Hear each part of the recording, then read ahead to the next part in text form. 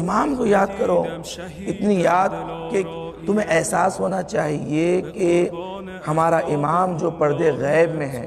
اس لیے کہ روایت میں ہے کہ مومنین کی غفلت امام کی ظہور میں تاخیر کا سبب ہے.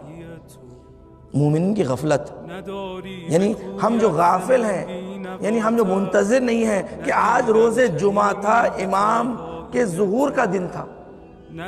ابھی زیارت پڑھی جائے گی، اب دیکھیں زیارت پڑھائیں گے ہم، اس کے بعد اس میں ایک فقرہ ہے کہ ھذا یومک، مولا یہ آج آپ کا دن ہے، المتوقف فیہ ظہورک، کہ جس میں توقع ہے کہ آپ کا ظہور ہو جائے.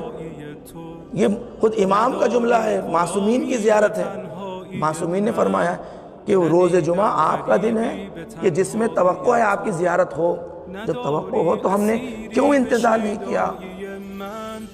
ہمیں انتظار کیوں نہیں پیدا ہوا؟ اس قدر عزیزان گرامی دیکھیں کہ اپنے امام کا انتظار، کہ تم نے بتاؤ کہ کیا آج تک خدا کی بارگاہ میں اپنے امام کی غیبت کے لیے شکایت درج کرائی نہیں کرائی؟ FIR تم نے درج کیا نہیں کیا؟ دعائے افتتاح کے جملے ہیں اللہم انا نشکو الیکا فقد نبینا و غیبت ولینا.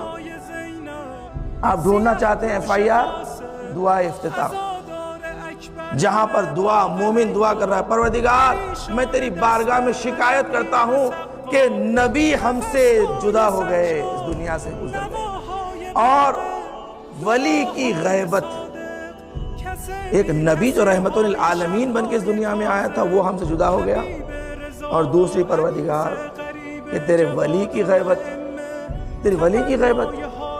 یہ ہے FIR. کہ دیکھو تم خدا کی بارگاہ میں شکایت کرو، اپنے ہاتھوں کو بلند کرو. کیوں؟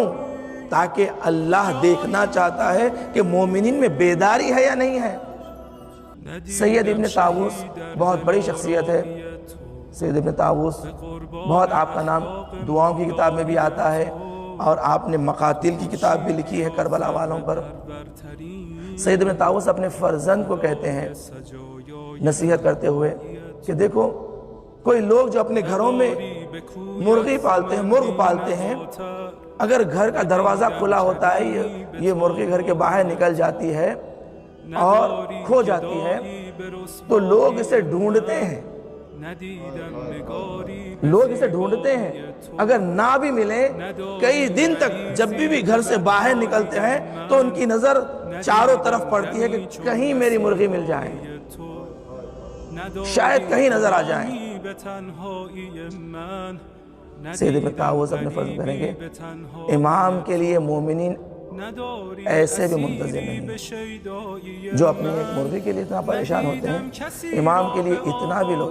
عزیزان گرامی خود امام کا جملہ ہے کہ جتنا تم پانی کی پیاس کا احساس کرتے ہو اتنا اگر ہماری نہ ہونے کو احساس کر لو ہم آ جائیں گے. امام نے خود کہا تشنگی کا احساس کرتے ہو، اگر اتنا احساس ہمارا نہ ہونے کا کر لیتے ہم آ جاتے، ہم آ جاتے. عزیزان گرامی دیکھیں یہ ہے غربت، یہ ہے امام کی، کہ دیکھو امام کی چاہنے والے امام کا انتظار بھی نہیں کرتے، منتظر بھی نہیں ہے. منتظر بننا چاہیے. دیکھو تمہاری زندگی میں تمہارا اٹھنا بیٹھنا ہمیشہ اپنے امام کو یاد کرو، یا صاحب الزمان، یا صاحب الزمان. علماء کہتے ہیں اپنی نماز میں اگر معراج لانا ہو تو دیکھو دو کام کیا کرو.